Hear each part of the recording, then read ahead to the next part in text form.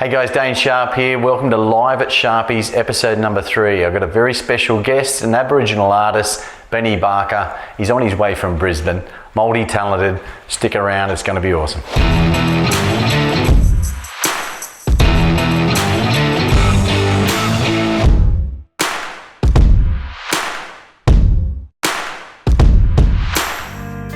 Oh yeah, we're heading up to Live at Sharpy's, Dane Sharp. We met at the Rock in the Rainforest with Paul Kelly, and I'm looking forward to coming up to Sharpy's and having a little chat and sharing some music, so hope you guys enjoy.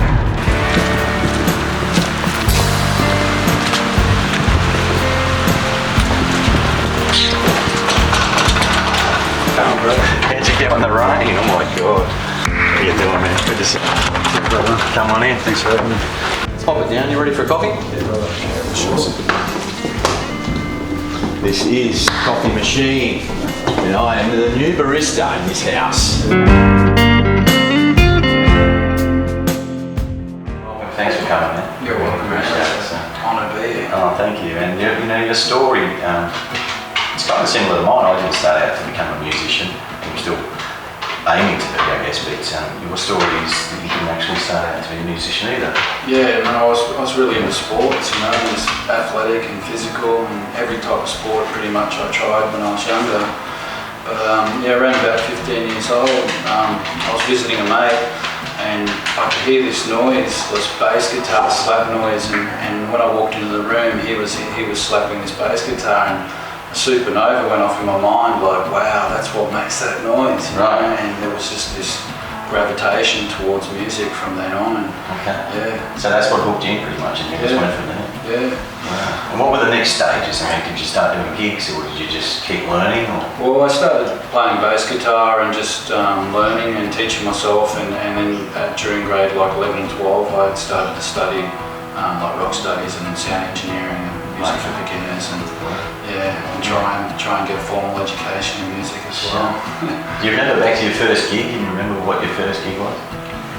It was like Battle of the Bands for the schools at yeah. Sure. We were playing like Red Hot Chili Pepper covers, and you know how when you're young and you get excited and you start playing really fast? Yeah, still do.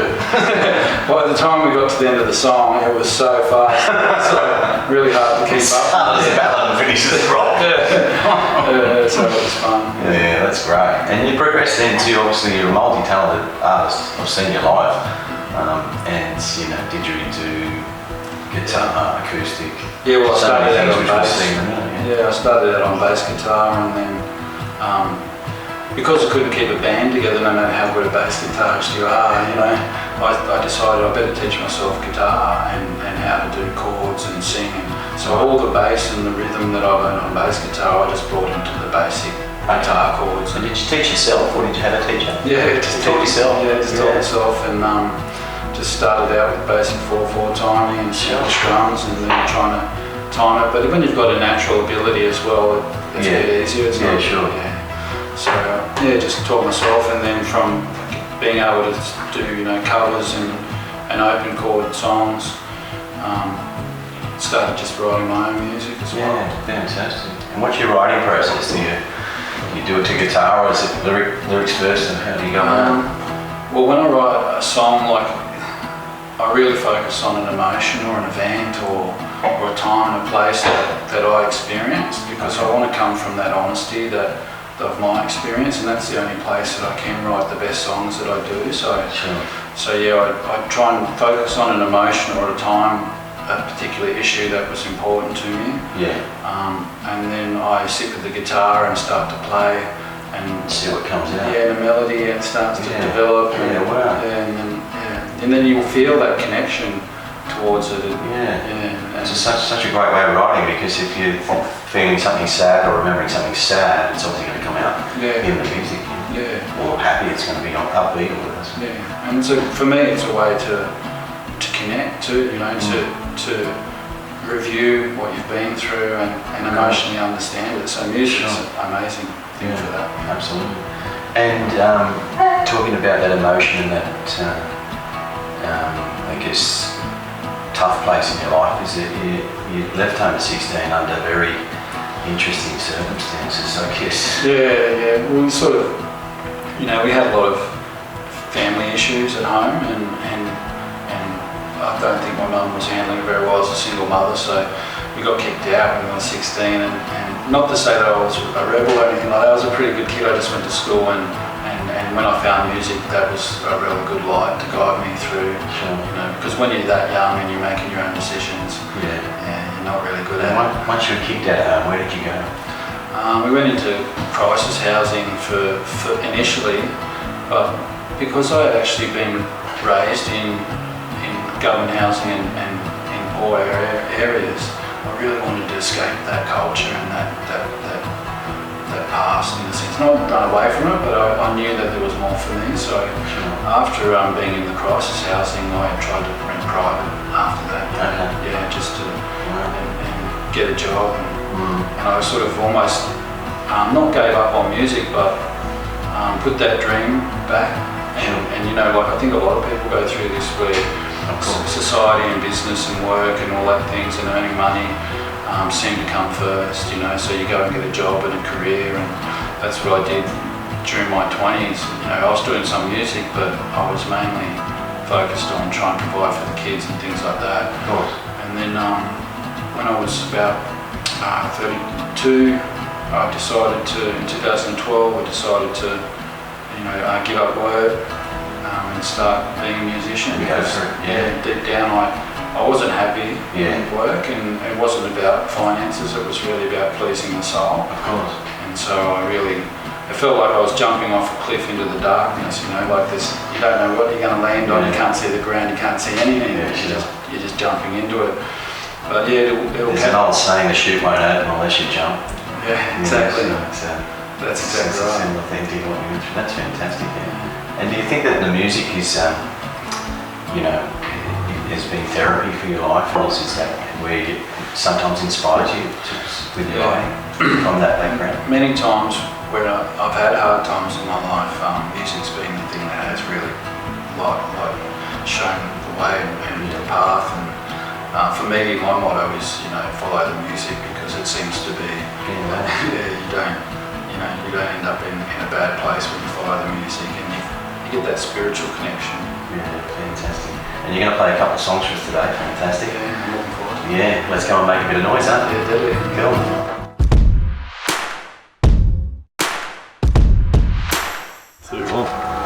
Come on, buddy. Welcome to the den.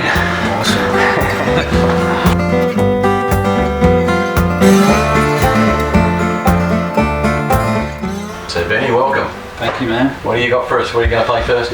Yeah, so this song's called Kabul, and Kabul is about a place up north called Caboolture, and it's the traditional name. And it's really about the whole area, and about the mountains and the ocean and the valleys and all the beautiful nature up there, and just my experience of being up there, and just music and what it done for me. So I hope you guys enjoy this song. It's called Kabul, and it's a nice little instrumental, so please enjoy.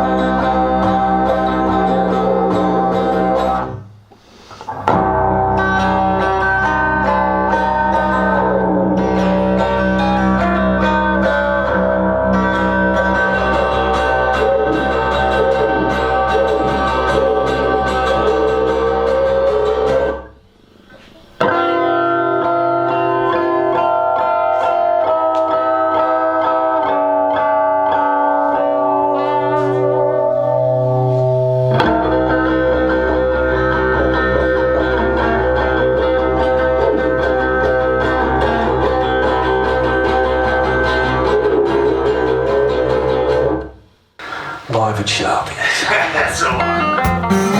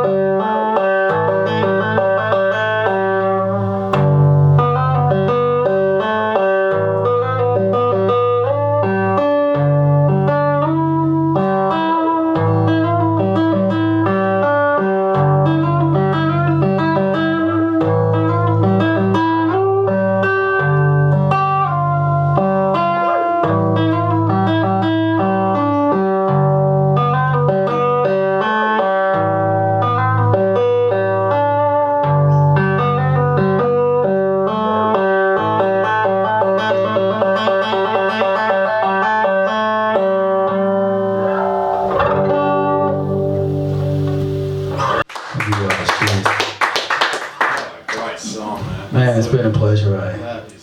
Benny, that was awesome, dude. Absolutely brilliant. Let's go and grab a bite to eat. The friend's got a cafe called Wild Plum. Yeah, dude. Absolutely beautiful. Sounds nice, mate.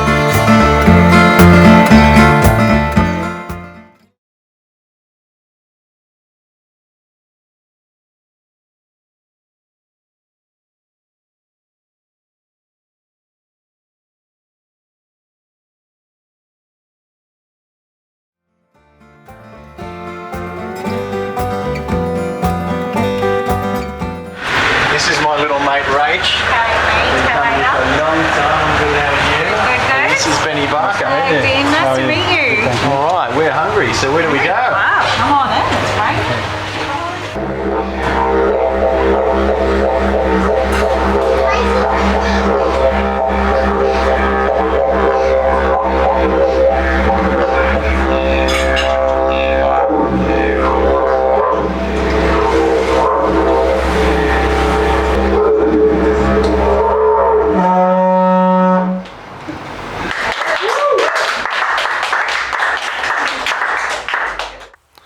Before Benny and I said our goodbyes, he was kind enough to give me a dig lesson.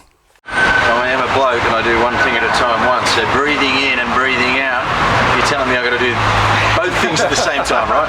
It doesn't make sense to me. So You can do it. right, so this is what I got, right?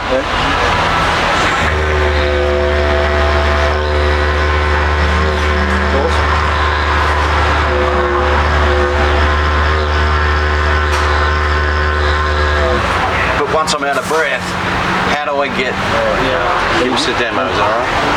A little bit more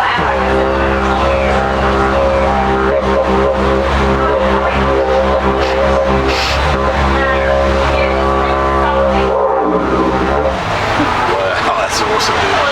A lot of the time, you know, it's just spending time practicing, and if you spend time practicing, it'll come. I promise I will, man. Yeah, I promise. Yeah, no. Hey, thanks so much for coming up, man, and being on the show. It's been It's such a awesome, great